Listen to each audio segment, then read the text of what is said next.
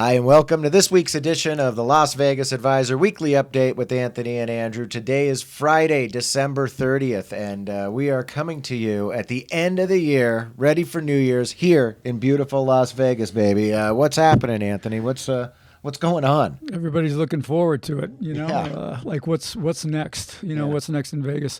Every year Las Vegas Advisor does a report card, we call it. And we look at what happened in the year that's ending, and we look at what's coming forward. And this is an interesting one. We're looking at this year we didn't have many openings. It was really Vegas getting back to Vegas after the pandemic shutdown. And 2023 is going to be full of openings. Yeah, a lot of stuff going on. Yeah, the big one, it's not going to happen until the end of the year, but the big one is Fontainebleau. Oh, yeah. And, that's the big blue building on the north end of the Strip that's been sitting there since before 2010. And it's been bought and sold numerous times. Yeah, it's been crazy over there. It was going to be one of the, most magnificent resorts on the Strip, and it's still never opened. It's been mothballed for well over a decade. And it looks like this time it's going to happen, and it's got an opening date for, the fourth. I think it's the fourth quarter of 2023. And I think that's really going to just be so nice to go with Resorts World and in between Resorts World and the Strat. Yeah, well, it's a big comeback, with Wynn and Encore down there, and it's the big comeback of the north end of the Strip. That's. Hopefully we'll complete the comeback for them. You also got Venetian Palazzo. I mean, a lot of luxury. Yeah, a lot of luxury up north. Yeah. So, that's the biggest story. The first story is going to be the opening of a much smaller casino, which is going to be the Downtown Wildfire. Okay, right, and, sure. There's a Wildfire brand here in Vegas with 6 or 7 different. It's owned by Station Casinos, and these are small slot houses with a restaurant and sometimes a sports book. And they're kind of cool little places to hang out, but there's going to be one opening downtown, actually more like on Boulder Highway where the old Showboat used to be. Okay. So, a lot of people who've been to Vegas, come to Vegas for years, will remember the Showboat. It became the Castaways, not the Castaways on the Strip, but the Castaways on Boulder Highway. Been closed, this one also, for a decade or so, and it's going to reopen as the Downtown Wildfire. Oh, that's cool. A lot of locals like to go down there on Boulder Highway. Yeah, well, the locals and everybody, who comes to town, they all got their favorite places. Yeah. So some of the others that are coming, the MSG Madison Square Garden Sphere. That's exciting. Now, that's right now everyone talks about it because it's such a conversation piece. It's so big you can see it right by the Venetian right there. Yeah, well, it's become the most expensive entertainment venue in Las Vegas history. Yeah. The price tag is now up to $2.18 billion for that. Wow. Thing. And, to put that in perspective, Allegiant Stadium, the entire Allegiant Stadium where the Raiders play was only $1.9 billion. That's incredible. Only. Yeah. Wow. Yeah. That really is incredible. Allegiant Stadium has its own tour. You can go tour Allegiant Stadium. Yeah, so, we've been so on wild. it. Yeah, we did a write-up about it. It's fun. Yeah. It's good. So then cool. you got Durango Station, which is going to be another Station Casinos from Station Casinos. You've got what they call Project 63, which is the new retail project over at City Center.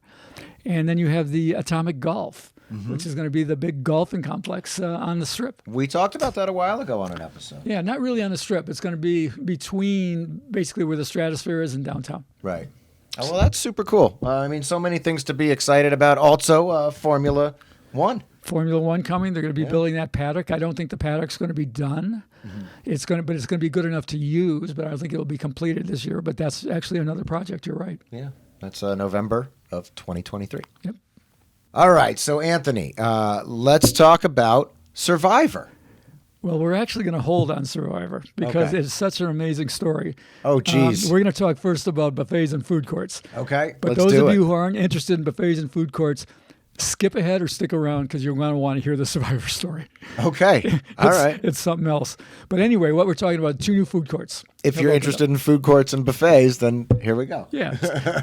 2 new food courts is open. Yes. All right. One fancy one, real fancy at Aria, and one not so fancy downtown at the Fremont. And it's it's interesting. The Aria one has got like a place out of London, a place out of Southern California. The Fremont one has Steak and Shake. Okay, all right. And like Craft Kitchen out of Henderson. So you can see the distinct difference, between what they do on the Strip, which has all got to be hoity-toity and fancy and probably expensive, and what they're doing at the Fremont. I haven't seen the Aria one yet, but the Fremont one is pretty bright and shiny. Okay. Well, this is good. Yeah, it's something like you wouldn't expect from the Fremont, Okay. And it's like, you walk into it and you go, whoa, where am I? So it's kind of neat what they're doing. It's kind of cool with what's happening, downtown as far as that goes. I'm seeing a lot of Steak and Shakes, and I think that if you're saying that the food court is going to maybe start to overtake some of these buffets, I think that's a really interesting idea. Well, The fancy food court. It's not an idea I like, and I don't think it's an idea that most people like either. Yeah. But I think it's inevitable. I think the writing's on the wall right now. Last year at this time, when we wrote the advisor, we did a buffet update. And we said there are 12 buffets now in all of Vegas. And 1 year later, there are now, drum roll, 13. Okay, so not many more. We had one extra buffet come on Yeah. in a year's time. So what I thought would end up being maybe between 20 and 25, I think is very unlikely we hit 20 now. And it's true, the food court are what they're calling food halls now because they're trying to make them fancier. And they're calling them food halls. Right. But Resorts World's a good example of that. yeah, well, Resorts World's one of the fancy ones. Yeah. Street eats, I think they call it. Yeah, the famous foods, street eats, Yeah. food, whatever. Yeah. It's great. But Food hall. that's what they're doing because you know why? Because there's a better profit margin for them there. Yeah. So again, we've got 13 buffets. I guess we're lucky for that. Start looking out for the food halls. Yeah, definitely. I like the one at Resorts World because they have digital menus. You can go to any of the digital menus. You can order from any of the restaurants. Well, anybody under 50 will like that. Anybody over 50 doesn't like that. But I also take it from me. Yeah, I also like that it's not your typical, Panda Express, Nathan's Hot Dogs, Right. Johnny Rockets that you see at so many other. They're getting food it's court. funny. Yeah. It's almost like the buffets did. The buffets started down and dirty, and they got fancier and fancier to gourmet buffets. Yeah. And that's kind of what the food halls are doing now. It's really, you got They Bobby don't even Flay call it Burger now. They don't even call it food courts. They call it food halls, fancier hall. and fancier. Yeah, yeah. So I guess that's just a sign of things to come. So, Anthony, how about a quick New Year's Eve update? Okay. Well, there's going to be hopefully there's going to be a fireworks show. Hopefully. Right? So they're saying, I guess, bad weather is predicted, and they're worried about rain and heavy winds. And the winds are what'll stop the fireworks show. Okay, so there is a potential that this big fireworks show going down will not actually go down if the winds prevail. If it's too bad, and we've heard this in the past, they always said it might not happen because it might be windy, and it always goes off. But this one's more than we've heard in the past, so it's a possibility. Still, they're predicting, how many do you think on this strip? I don't know. 400,000. Wow, that's a lot. To jam onto the strip. Yeah. They're going to start closing it down around 5 o'clock, and then it'll be closed all night, and people will have to park outside and walk in and whatever. But they say 400,000. I mean, I'm taking the under. Okay, he's taking the under. I really am. Yeah. I don't see how that's going to happen. Well, there are a lot of flight issues out of the East Coast. I also know that there's, I think only 100-something thousand rooms on the Strip. Well, yeah, I read that somewhere. Yeah, maybe people can't fly in, and or maybe they take all the people they're stacked up at the airport right now, and they come walk out to the Strip. I don't know, but there'll be a couple 100,000 and above. But I mean, 400,000. I guess we shall see. Yeah. But downtown's going to have a show as well. They're going to have an actual concert. It's $55 to get in. I don't know. Pick your poison. I'm staying away. Yeah. Okay. So, and a lot of locals staying away because it's just too crazy with the parking and the shutdowns and Amateur night on the Strip, bro. All right, you got it. You heard it here. Amateur night on the Strip, bro. All right. So, Anthony, can we talk Survivor now? Yes, Andrew, we can talk Survivor. Let's do it. And I'll tell you what, this is less Survivor and more destruction. Oh, no. I mean, this is the story I'm about to tell.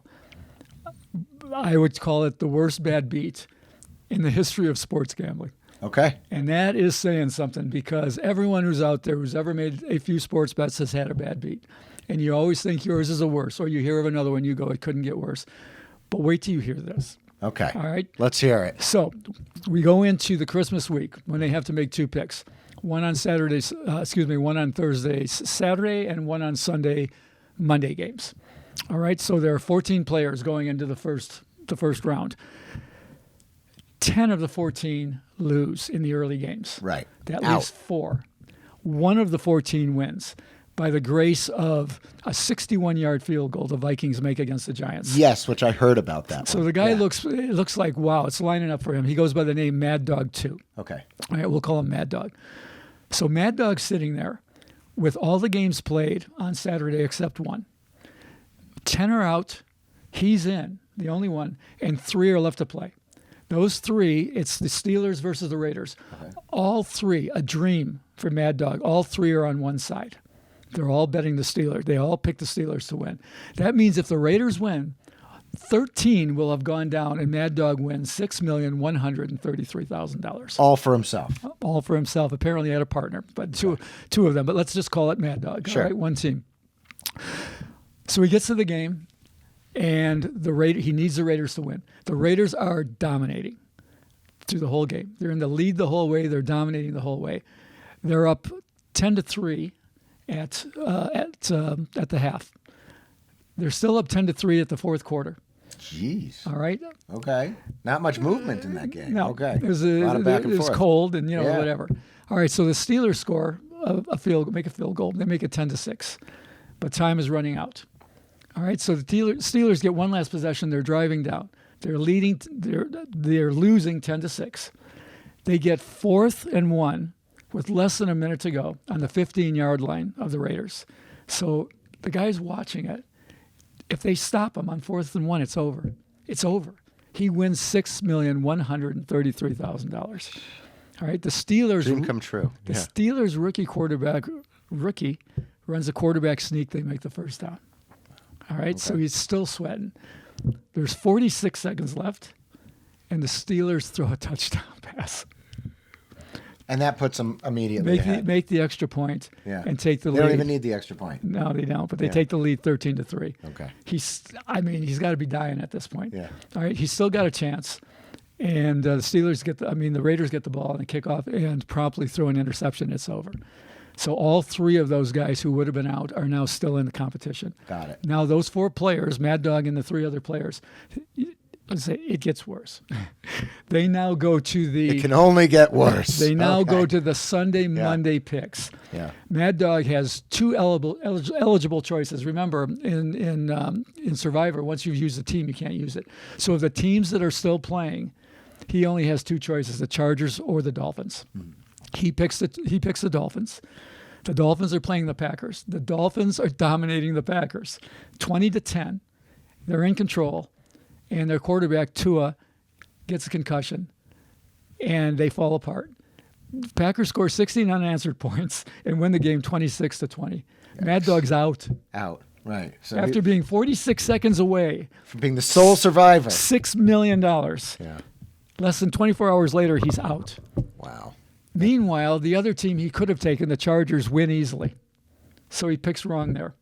And all 3 guys, not that it really matters at this point, but all 3 guys' teams also won. So those 3 that were on the ledge are still in, and Mad Dog's gone. So Mad Dog's out. Sorry to hear that. I mean, that's heartbreaking. If you're watching, dude, get in touch. We'll give you a free membership to LVA. That's cool. Whatever. Yeah. I don't know what to tell you. Yeah. I mean, can you imagine? Yeah. Can you imagine? 46 seconds away. It's heartbreaking. If this isn't the worst bad beat of all time, I don't know what is. Yeah.